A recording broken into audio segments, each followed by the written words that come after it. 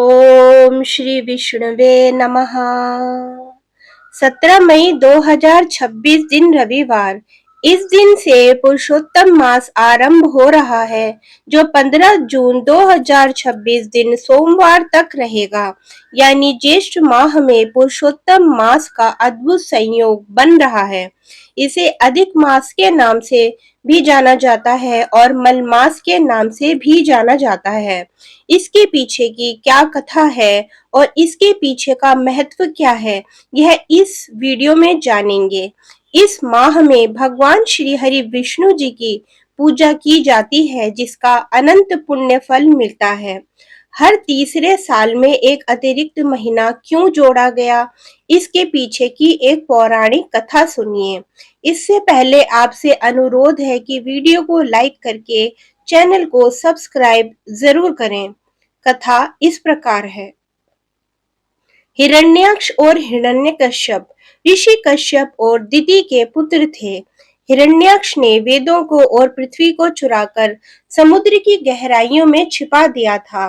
तब भगवान विष्णु ने सृष्टि का संतुलन बनाए रखने के लिए समुद्र के नीचे जाकर हिरण्याक्ष का वध किया तथा पृथ्वी को बाहर लेकर आए। तब से भाई हिरण्याक्ष की मृत्यु के बाद उसके भाई हिरण्यकश्यप ने भगवान विष्णु से प्रतिशोध लेने की ठान ली और ब्रह्मा जी की वर्षों तक एक पैर पर खड़ा होकर कठिन तपस्या करने लगे, ताकि वह विष्णु जी से अपने भाई की मृत्यु का प्रतिशोध ले सके। इसलिए उसने ब्रह्मा जी से अमर होने का वरदान मांगा, लेकिन ब्रह्मा जी ने मना कर दिया।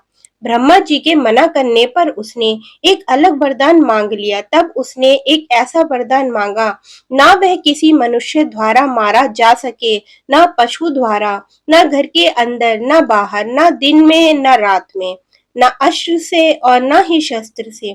सबसे महत्वपूर्ण, उसे 12 महीनों में से किसी भी महीने में ना मारा जा सके।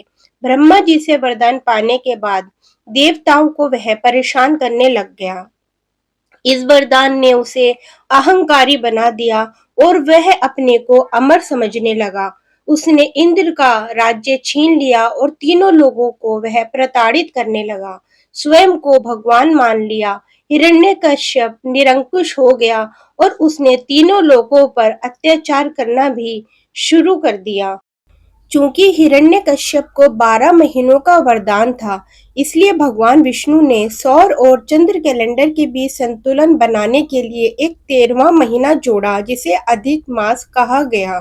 भगवान विष्णु ने नरसिंह अवतार, आधा नर आधा सिंह धारण किया, जो न मनुष्य था न पशु। उन्होंने हिरण्यकश्यप को नखों, न अस्त्र न शस्त्र से, घर की देहरी पर, न अंदर न बाहर, संध्या के समय, न दिन न रात, अधिक मास 12 महीनों से अलग में वध कर दिया। हिरण्यकश्यप के विशेष वरदान 12 महीनों में न मरने का जो वरदान था, इसको बेअसर करने के लिए भगवान विष्णु ने अधिक मास बनाया और उसमें नरसिंह अवतार लेकर हिरण्यकश्यप का अंत करके उसका उद्धार किया। अब जानिए कैसे मलमास का महीना पुरुषोत्तम मास कहा जाने लगा और इसकी इतनी महिमा क्यों है।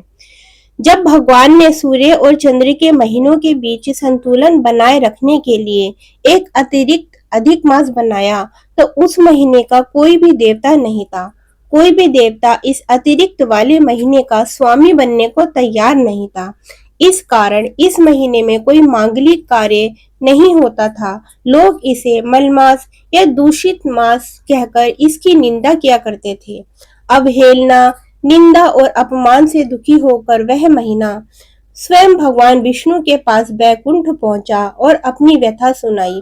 उसने कहा, हे प्रभु, मेरा कोई स्वामी नहीं है, सब मुझे मलमास कहते हैं, मेरा उद्धार करें।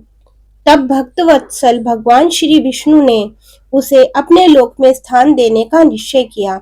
साथ ही मलमास को वरदान किया कि अब से मैं तुम्हारा स्वामी बनूंगा, तुम्हारे अंदर मेरे ही गुण होंगे। भगवान विष्णु ने मलमास को अपने सभी दिव्य गुणों से सुशोभित कर दिया और मलमास को अपना नाम दिया कि अब से तुम पुरुषोत्तम मास के नाम से जगत में विख्यात होगे और मेरे नाम से ही जाने जाओगे।